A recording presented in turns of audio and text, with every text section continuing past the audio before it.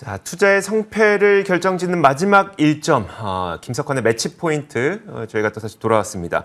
지난주에 6월 FOMC가 맞춰진 이후 시장의 최대 화두는 현재 경기 침체입니다. 미국 경제학자들도 1년 내에 경기 침체가 발생할 확률이 44%가량 된다고 전망을 하고 있기 때문에 자, 과연 이런 경기 침체에 대한 우려감이 정말 현실화될 가능성은 얼만큼인지, 또 이런 우려감이 시장에 미치게 될 영향은 어느 정도인지 자세한 분석을 내려보도록 하겠습니다. 미래에셋증권 디지털 리서치팀 김석환 선임연구위원 나오셨습니다. 어서 오세요. 안녕하십니까? 네, 안녕하세요. 네. 사실 그 FOMC 회의 당일까지만 해도 좋았죠. 하지만 그렇죠. 다음 날 되니까 이제 사람들이 현실을 좀 자각하면서 급격한 매도세가 나타났는데, 이 회의 결과에서 시장을 이렇게 급격한 매도세로 전환시켰던 어떤 주요된 요인들, 어떤 것들이었을까요? 일단 FOMC 회의 자체만 놓고 본다면 어느 정도 시장의 불확실성을 좀 제거했다는 측면에서 반등의 계기를 주기도 했었다라고 볼 수가 있겠는데, 근데 이제 문제는 뭐였냐면 연준 자체도 향후 경제에 대한 전망 자체를 상당히 좀 낮추는 그런 모습들이 좀 나타났기 때문에 이렇게 되면은 미국 경제가 좀 더 어려워지는 거 아니야? 그러면서 이제 실제 시장은 경기 침체에 대한 이슈를 좀 강하게 반영을 좀 하면서 낙폭을 좀 키우는 모습들이 있었다라고 보면 될 것 같습니다. 네. 네, 그런 측면에서 이제 지난 FOMC 회의에서 보면은 크게 두드러지게 나타나는 특징들이 좀 몇 가지가 있었거든요. 이제 그 중에 하나가 바로 점도표의 변화라고 볼 수가 있겠는데, 지난 3월과 이제 6월, 그러니까 보통 연준은 3, 6, 9, 12 FOMC 회의에서 미국 경제 전망 자료를 내놓는데, 거기에서 향후 경제에 대한 전망에서 금리에 대한 부분도 나타나는데, 그게 바로 점도표로 나타나거든요. 지금 3월과 6월의 흐름을 좀 보면은 실제 3월 달에 대다수의 어느 정도 그 중간값을 좀 보시면 그 중간값의 높이가 상당히 높아진 걸 알 수가 있을 것 같고요. 그리고 예상 금리 경로도 좀 보시면 현재 미국은 지난 6월 FOMC 회의에서 75bp 정도 인상을 했거든요. 근데 올 연말 기준으로 보면 그 중간값이 한 3.4% 수준까지 올라가야 합니다. 그렇다면 뭐 7월 그리고 9월 7월 그리고 그 앞으로 남아있는 FOMC 회의에서 보면은 최소 각 회의에서 50bp씩 이제 인상을 해야 되는 거죠. 시장에서는 이 부분에 대해서도 좀 우려한 바가 좀 크다라고 좀 보시면 될 것 같고요. 또 하나는 전체적으로 저희가 큰 4개의 카테고리에서 좀 분류해 보면 경제 성장률이라든지 뭐 실업률 그리고 물가 그리고 이제 금리 관련해서 보면은, 그러니까 경제 성장률 같은 경우에는 큰 폭으로 좀 하향 조정을 했고요. 반면에 실업률은 소폭 상향 조정을 했고, 물가 같은 경우에도 대폭 상향 조정을 했어요. 이제 이러다 보니까 여기에 대응하기 위해서 금리 수준을 좀 높게 잡는 이런 부분들이 실제 미국 시장 내에서는 이렇게 되면 아무래도 경기 침체에 대한 부분들이 좀 더 커지는 모습들로 나타나면서 시장에서 과매도 또는 투매로 좀 나타나는 모습들이 있었다라고 보면 되겠습니다. 알겠습니다. 결국은 이제 성장 전망은 계속 하향 조정되는데 금리는 더 빠르게 올릴 것으로 예상을 하다 보니까 당장 FOMC 회의 결과가 발표됐을 때는 불확실성 해소 차원에서 좋았지만, 이런 현실을 자각한 사람들의 매도세가 그 이후에 좀 나타났다고 보면 될 것 같네요. 네, 그리고 뭐 실제로 그 파월 연준의장도 기자회견에서 어떤 부분을 얘기했냐면, 원래 그 지난 회의에서 얘기했던 거는 이제 포워드 가이던스라고 해서 어느 정도 시장과 소통하기 위한 흐름들을 줬었잖아요. 그러면서 얘기했던 게, 우리가 앞으로 6월, 7월 FOMC 회의에서 50bp 정도는 올려야 될 것 같아라고 얘기를 했단 말이죠. 그런데 이제 보통 FOMC 회의 직전 한 일주일 정도는 블랙아웃 기간이라고 합니다. 그때 나오는 경제 지표라든지 또는 어떤 위원들의 발언도 없거든요. 그런데 그 전에 나왔던 지표가 바로 소비자 물가 지표였고, 또 하나는 그 소비자 지표 내에 그 기대 인플레이션이 있었어요. 그 기대 인플레이션이 뭐 워낙 또 높게 나오다 보니까 파월 연준장도 기자회견에서 어떤 부분을 얘기했냐면, 우리가 원래 블랙아웃 기간에는 발표된 뭐 것들이 제대로 이제 반영은 하진 않지만, 근데 이번에는 좀 이례적으로 반영을 했다. 그래서 75bp 인상을 할 수밖에 없었다라고 얘기를 했고, 근데 뭐 지금 모든 상황들이 솔직히 좀 이례적이긴 하잖아요. 그렇죠. 그렇기 때문에 뭐 이번에 올린 그 75bp 같은 경우에는 연준의 강한 의지가 담겨져 있다라고 하는 거고, 또 하나는 지난 금요일에 통화정책 보고서라고 하는 게 발표가 됐거든요. 네네. 이거는 이제 매 반기마다 한 번씩 발표를 하는데 의회에 보고를 하게 되고요. 이걸 베이스로 해서 의회 청문회를 개최를 합니다. 네네. 그게 이제 이번 주 수요일과 목요일에 예정되어 있고, 여기에 제롬 파월 연준의장이 직접 참석을 해서 의원들을 대상으로 왜 우리가 75bp를 인상을 했고 현재 미국의 경제가 어떤 상황이고 앞으로 어떻게 될 것 같다라고 하는 부분에 대해서 얘기를 하게 될 거거든요. 네네.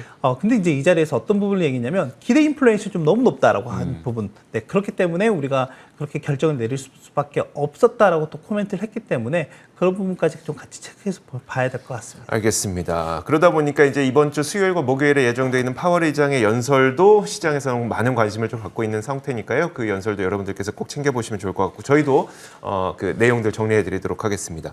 자, 근데 이제 이런 상황에서 그래도 시장을 계속 좋아질 거라고 보시는 분들은 이렇게 급격하게 금리 인상을 하면 인플레이션은 잡힐 것이고 뭐 바이든 대통령이나 아니면 옐런 재무장관이 얘기했던 것처럼 침체가 반드시 가는 건 아니다라고 주장하시는 분이 있는 반면에 또 한편에서는 아니다. 침체 없이 이렇게 금리 올리면 그러니까 금리 이렇게 올리면 침체 없이 인플레는 못 잡는다라고 주장하면서 더 떨어질 거다라고 주장하고 있는데 경기 침체가 나타날 것이라고 주장하는 근거들은 뭘까요?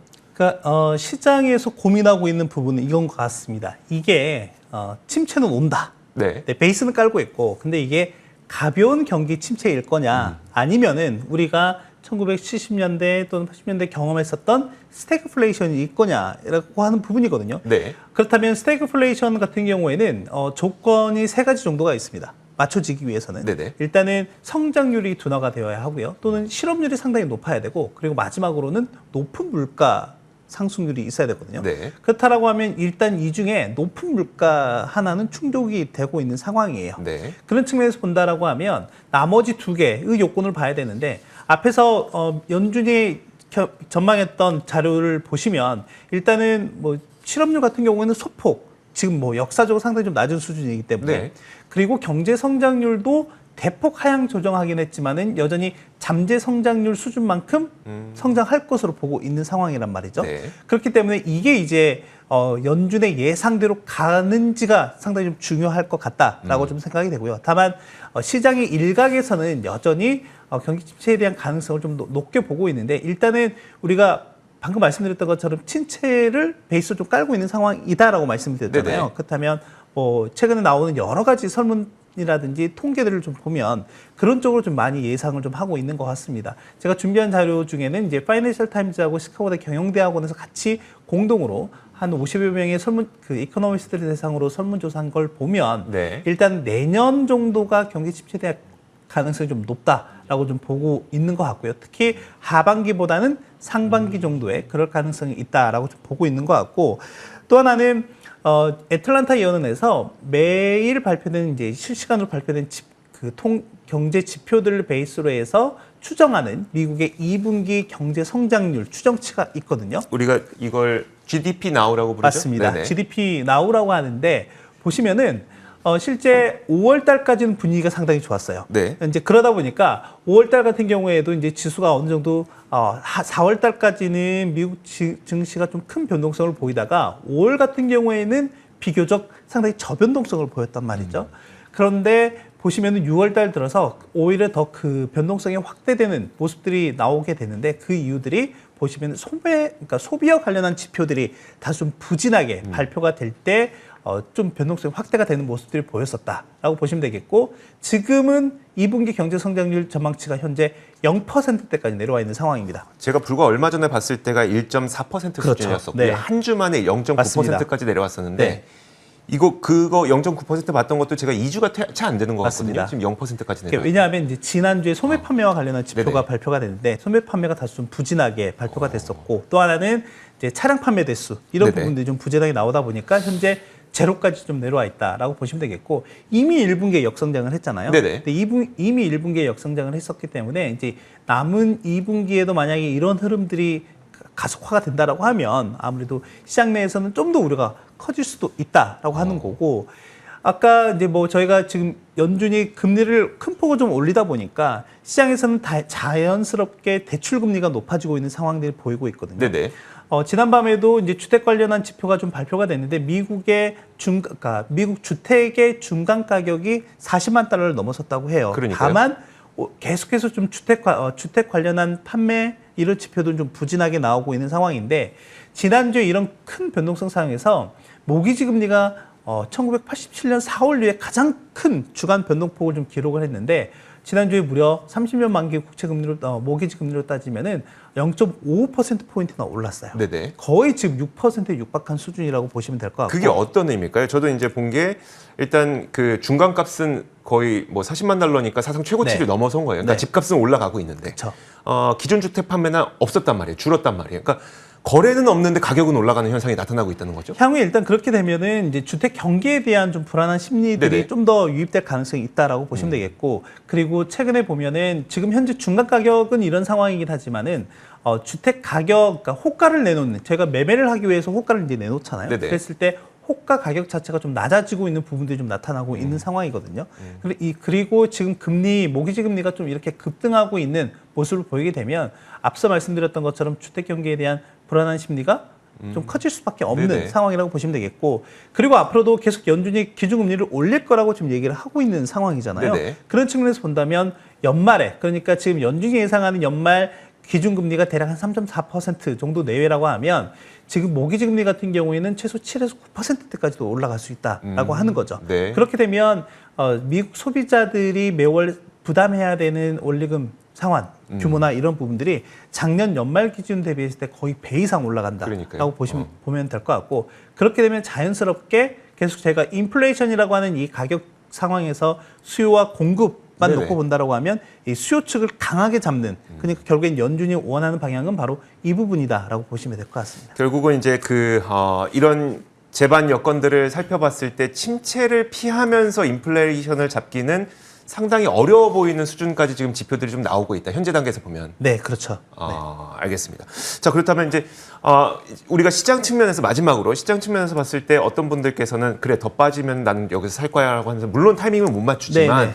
뭔가 이게 시장의 변화되는 흐름을 좀 감지하고 싶어 하시는 분들이 있거든요. 그럼 그렇죠. 그런 분들은 어떤 지표를 좀 봐야 될까요? 앞으로? 그래서 뭐 지난주에 제가 나왔을 때는 일단 어느 정도 크리티컬한 포인트까지는 와 있는 것 같다라고 네네. 이제 말씀을 드렸던 것 같고, 그런 측면에서 본다라고 하면 뭐 당장의 강한 매수보다는 분할 매수로 접근하시는 것도 나쁘지 않다라고 말씀드렸는데, 향후에 보실 포인트는 두 가지인 것 같습니다. 일단은 이런 매크로 변수로 인해서 현재 경제 성장에 대한 전망이라든지 또는 인플레이션이라든지 이런 부분들이 좀 부진하게 부정적으로 좀 나오고 있는 상황이긴 하지만, 일단 증시의 펀더멘털만 놓고 본다라고 하면 그렇게까지 나쁘게 반영되고 있지 않다라고 하는 게 일단 제 생각이거든요. 네. 기본적으로 밸류에이션 같은 경우에는 워낙 낮은 수준인 건 알고 계실 거고, 저희가 기업들의 실적을 좀 본다라고 하면 S&P 500 기준으로 보면 저희가 지난 1분기 한번 실적 발표 시즌을 되돌려 보면 실제 1분기 실적 시즌은 나쁘지 않았습니다. 네네. 지금 화면을 통해서 보고 계시는 것처럼 계속해서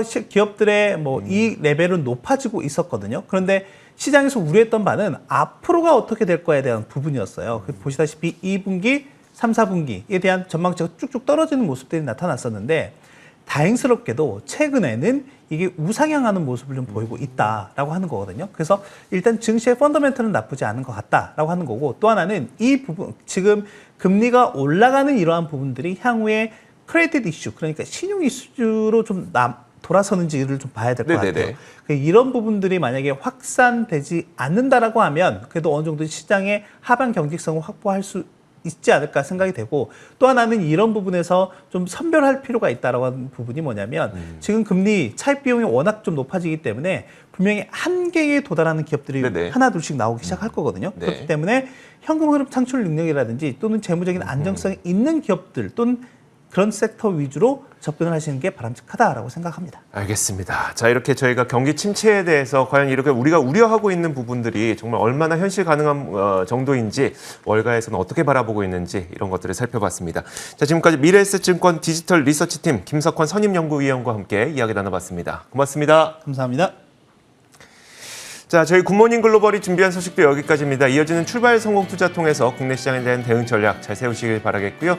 저희 굿모닝 글로벌의 공식 유튜브 채널 월가워즈도 많은 사랑 부탁드리겠습니다. 자, 오늘도 함께해 주신 여러분 고맙습니다.